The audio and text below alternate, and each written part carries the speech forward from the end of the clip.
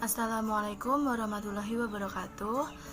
Di sini kami dari kelompok 4 dengan anggota saya sendiri Heni Nurlaili dan rekan saya Awalul Inayati, Fani Ayu Yulianti dan Haziza Awalia.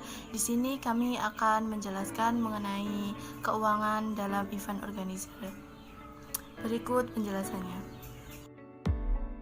Bismillahirrahmanirrahim. Selanjutnya saya Haziza Awalia akan menjelaskan tentang penetapan tujuan dan rencana keuangan. Dalam menyusun rencana keuangan diawali dengan penetapan tujuan. Melalui tujuan event akan mudah untuk menyusun rencana keuangan. Setelah mengetahui tujuan event secara jelas, maka tahap selanjutnya yaitu rencana keuangan. Dalam menyusun rencana keuangan sangat dibutuhkan ketelitian, waktu, dan perhatian. Yang lebih menetapkan biaya yang dikeluarkan untuk menyelenggarakan event. Teknik yang dapat digunakan untuk melihat layak atau tidaknya suatu event yang diselenggarakan dari sisi keuangan adalah dengan menganalisa. Dapat melalui dengan pendekatan cost benefit analysis atau dengan cara analisis multiplier effect.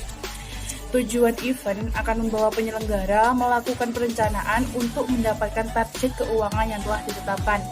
Target keuangan itu disesuaikan dengan event yang akan diselenggarakan. Berikutnya saya Heni Nurlaili NIM 031.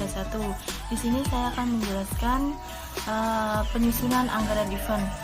Menyusun anggaran event yang baik adalah menyusun anggaran yang dinamis dan fleksibel. Maksudnya adalah melakukan budgeting yang dapat dikondisikan dengan berbagai macam situasi dan kemungkinan-kemungkinan yang akan terjadi. Dalam menyusun anggaran keuangan event, diperlukan ketelitian terhadap komponen apa saja yang harus masuk dalam anggaran. Pada dasarnya, setiap event memiliki komponen anggaran utama yang sama, tetapi tentunya setiap komponen anggaran harus disesuaikan dengan format event yang akan diselenggarakan, sehingga akan tercapainya tujuan anggaran event.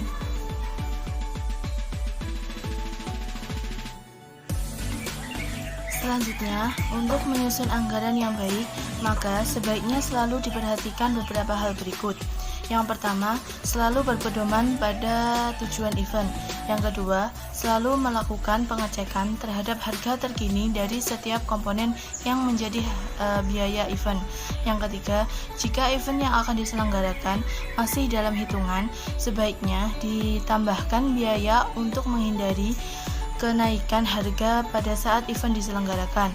Yang keempat, menetapkan harga tiket setelah seluruh komponen dihitung ditambah dengan berapa keuntungan yang ingin diperoleh. Yang kelima, memperhitungkan jumlah pengunjung sesuai dengan target yang diinginkan atau tidak. Yang keenam, menetapkan harga tiket sesuai dengan fasilitas yang diberikan. Dan yang terakhir, memahami setiap cara penetapan harga tiket tersebut. Yang selanjutnya membahas tentang merealisasikan anggaran. Merealisasikan bagian anggaran yang sudah disusun dengan baik tentunya telah mendapat persetujuan dari organisasi penyelenggaraan atau klien. Sistem kontrol untuk menggunakan biaya yang telah disepakati harus dilakukan secara akurat, karena hal ini berhubungan dengan tanggung jawab setiap pengeluaran dan pemasukan uang. Pada praktiknya, banyak EO menggunakan petty cash untuk keperluan pembelian dan pembayaran cepat atau tidak terlalu besar. Penggunaan petty cash akan sangat membantu kelancaran operasional event. Petty cash biasanya diperlukan dalam operasional yang membutuhkan kecepatan pembayaran atau pembelian dengan jumlah atau nominal yang tidak terlalu besar. Format petty cash dapat disesuaikan dengan kebutuhan perusahaan.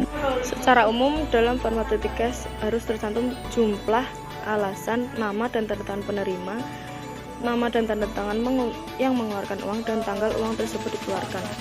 Penetapan harga tiket. Dalam menetapkan harga tiket, hal pertama yang harus diketahui adalah berapa jumlah pengunjung yang ditargetkan hadir pada event dan berapa jumlah biaya yang harus dikeluarkan untuk menyelenggarakan event. Penetapan harga tiket yang sama untuk event.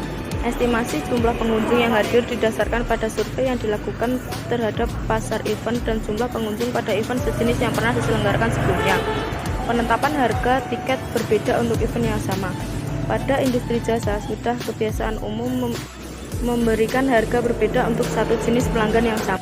Pemberian diskon untuk harga tiket yang disesuaikan dengan kondisi tertentu. Pemasukan untuk event. Sejauh ini dibahas bahwa pemasukan untuk event dapat didapat dari penjualan tiket pada pengunjung. Padahal masih ada lagi sumber lain yang dapat dijadikan pemasukan, seperti dari sponsor dan yang lain yang berhubungan dengan kegiatan sponsor. Beberapa jenis pemasukan yang dapat dikategorikan sebagai pemasukan pada event diantaranya percetakan program, brosur, buku petunjuk tentang event yang diselenggarakan, menyediakan catering dan penjualan makanan, dan lain sebagainya.